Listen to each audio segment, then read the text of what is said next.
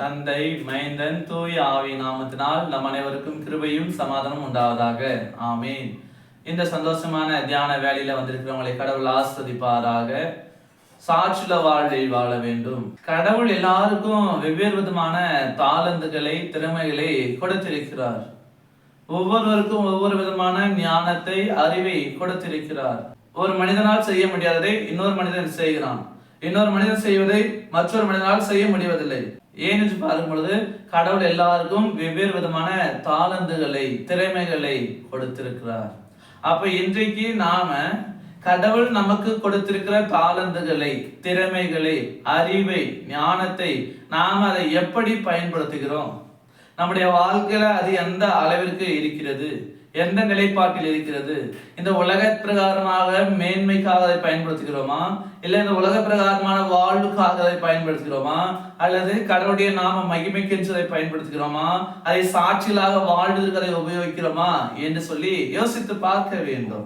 இன்றைக்கு நாம எப்படி இருக்கிறோம், என்ன செய்யறோம் சொல்லி எல்லாரும் நம்மை பார்க்கிறார்கள். ஒரு வார்த்தை சொல்லுவாங்க, நீ பார்க்கிறது 2 கண்ணு, ஆனா உன்னை பார்ப்பதோ 1000 கண்கள்.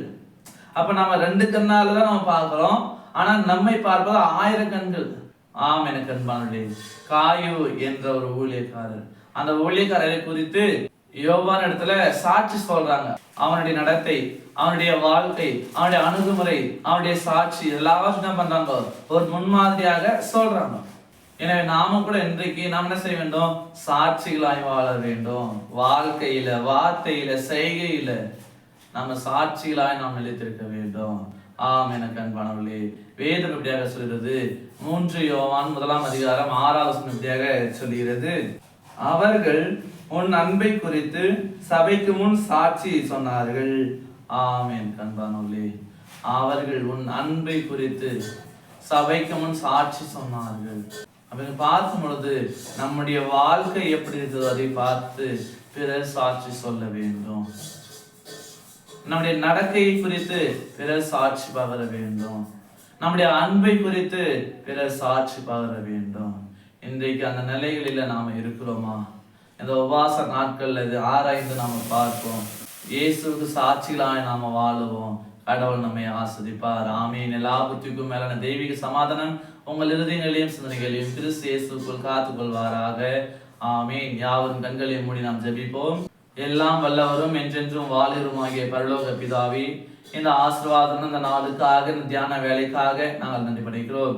ஆம், நாங்கள் உம்முடைய உயிர்த்தெழுதலுக்கு உங்க சாட்சிகளாய் வாழ வேண்டும். என்னுடைய வாழ்வை குறித்து, என்னுடைய நடக்கையை குறித்து பிறர் சாட்சி பார்க்கிற விதமாக வாழ வேண்டும் என்று நாங்கள் கேட்டிருக்கிறோம்.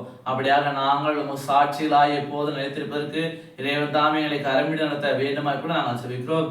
உலகத்தின் ஆசை, உலகத்தின் மேன்மை, உலகத்தின் காரியங்கள் எதுவும் எங்களை அணுகாதபடிக்கு, இந்த உலகத்துக்கு ஏற்ற ஒத்த வேஷம் தெரியாதபடிக்கு உம்முடைய பிள்ளைகளாக, உங்க சாட்சிகளாக நாங்கள் வாழ்வதற்கு இறைவன் தாமே உதவி செய்ய வேண்டுமா கூட நாங்கள் ஜெபிக்கிறோம். படிக்கிற பிள்ளைகளுக்காக நாங்கள் ஜெபிக்கிறோம். நீதாமே படிக்கிற பிள்ளைகளுக்கு நல்ல படிப்பு, ஞானம், அறிவு, சகல திறமை எல்லாத்தையும் தருவீராக. வேலை செய்கின்ற ஒவ்வொருவருக்காக நாங்கள் ஜெபிக்கிறோம். வேலை செய்கிற நல்ல பலத்தை, சக்தியை கொடுக்க வேண்டும் நாங்கள் ஜெபிக்கிறோம். சிறப்பாக வேலை தேடுகின்ற ஒவ்வொருக்காக ஜெபிக்கிறோம். ஏற்ற வேலையிலே ஏற்ற வேலையை கொடுக்க வேண்டுமாக நாங்கள் ஜெபிக்கிறோம். இன்றைக்கு அநேக குடும்பங்களில் பிரச்சனை அதிகமாக நடந்து கொண்டிருக்கிறது.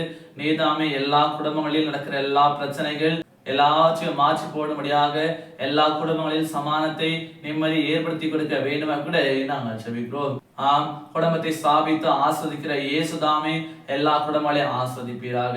இந்த நாளுடைய பயணங்கள், செய்கிற வேலைகள் எல்லாவற்றையும் ஆஸ்வதியும் நீரே எங்களோடு நிலைத்திருந்து எங்களை பாதுகாத்து நடத்தி ஆஸ்வதிக்க வேண்டுமாய் இறைமகன் இயேசு கிறிஸ்து ஜெபிக்கிறோம். அன்பின் பிதாவே, ஆமீன். அனைவருக்கும் சோஸ்திரம். கடவுள் உங்களை ஆஸ்வதிப்பாராக. ஆமீன்.